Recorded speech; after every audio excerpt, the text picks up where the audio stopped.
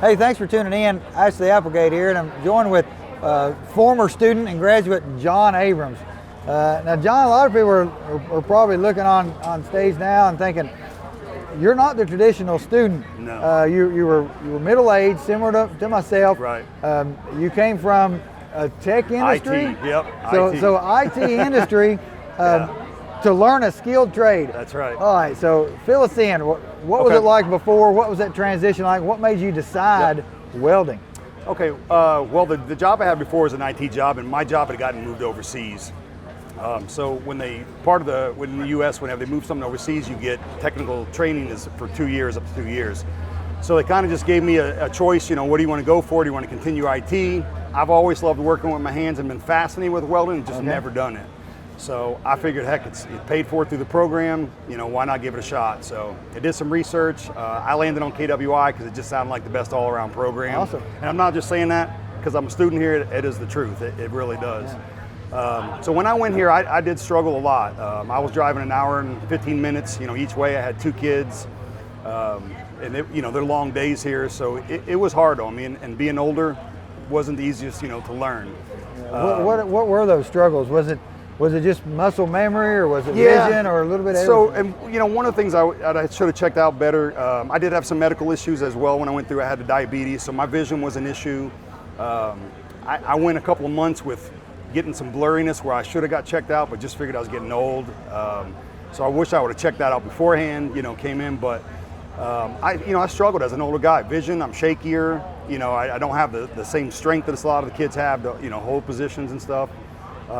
So it was just different, especially when your job before was just walking around doing IT, and now you're doing something physical.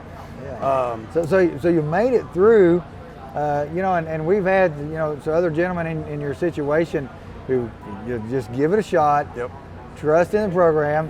There's going to be days that, that you're frustrated. Yes, absolutely. Yeah, there were days, and I think I've told you this before, one of the things when I went through this, that I didn't grasp the importance of was all the extra stuff. It isn't just a welding school, and that's the biggest thing I preach to anybody that I see. Even though it's Kentucky Welding and everybody thinks it's going to come out a welder, there's so many doors that are opened up. Even if you don't want to weld, if you don't want to be out there, or you want to do part-time welding, there's maintenance facilities that will hire you. It leads into so many things. And the certs, the NCCR cert, that's been priceless. I've been on jobs where, as an apprentice, I should have been laid off at earlier stages, and I was kept on because I had my OSHA 30, I had my NCCR, my NCCO. That alone just kept me on the job. And when I went there, a lot of these guys had to go through 4 years of apprenticeship just to get some of the qualifications that we got here, when I went in. So that was impressive to them, and that got me in as a 3rd year. So I skipped 3 years of apprenticeship just from coming to this school and having a little bit of construction experience before. So when you're talking about going in, what organization did you go into? So I ended up meeting up with the millwrights. I had a buddy that was in there. They literally hired me on the spot, and I started the next day in Texas. Wait, so you're Kentucky, and they shipped you to Texas? They shipped me to Texas, Right. So they, because I had my welding certs, I had my stick AWS, I had my NCCR, the NCCO, had all my OSHAs. Everything that we've gotten here, when I went to there, they were like, man, this is people that go through 4 years of our apprenticeship to get this, and some of them still don't get it, and the unions will teach you welding within as well, but it's nothing, like the school is. It's just a basic, here's how you do it and kind of go. It's not as in detailed. Now, you're making good money on that first job? So my first paycheck was $2,500, and for me, for a week, I was hooked when I saw that.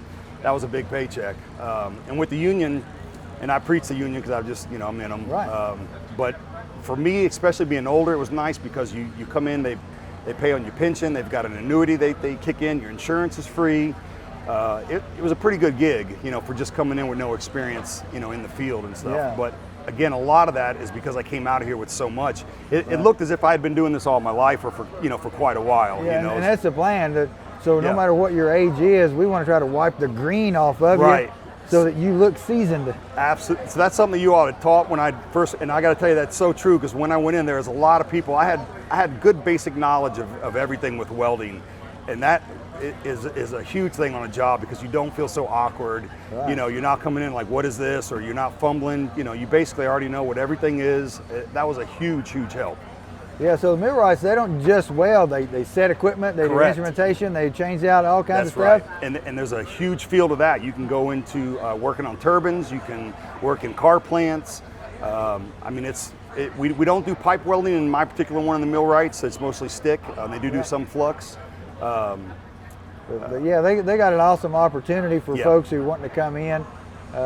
John, it's a unique story, and I hope we are inspiring others who want to look toward the skilled trades. Right. My son's coming here. Oh yeah. Yeah. So that just to give how passionate I feel about it. I got a second generation son that's coming in, and so that's kind of cool feeling too. To follow my footsteps. So you got you're coming through. If you didn't think this was important. Like okay, so if I don't think the food's good, I'm not going to tell my daughter to go eat there. That's right. You don't think the training's good, you're not going to recommend it for your son. Yeah, absolutely. The school changed my life. It opened up so many doors. It's unbelievable. We're glad it did, and I think along the way you've probably changed some of the school's life and some of the instructors' life that we've had too. Yeah, so I appreciate it. I appreciate it. That's something else I enjoyed here was the camaraderie. It is kind of like a family here. I thought that was really kind of a good feeling. The instructors, I've messaged them just even at home. I've worked on side projects and said, hey, I'm working on some iron. I'm not sure how to do this. Yeah. Dalton's, messaged me back. I've had Blake. And that's kind of a nice tool too. A lot of schools, don't offer that. I've basically got an expert at the touch of my phone, that I can say, hey, how do I do this? I've even had people that have messaged during tests, instructors to say, what do I do, Yeah, so, for sure. That's awesome. awesome. I definitely would recommend this to anybody. It's a fabulous school. So if you're interested in Kentucky Welding Institute, if you're interested in the millwrights, then it's an awesome path to come here, get a lot of certifications to a lot of organizations. Contact your local millwrights. If you need some help, let us know. We'll help you out and connect you there. So John, appreciate you coming in. Yeah, thank you. I appreciate awesome. it. Thank you. So hopefully you guys like this video. We'll be putting out more videos on our YouTube channel, so subscribe to that. And also check out our website. We have links, and we also have shop for clothing and a virtual tour. Until next time, see you there.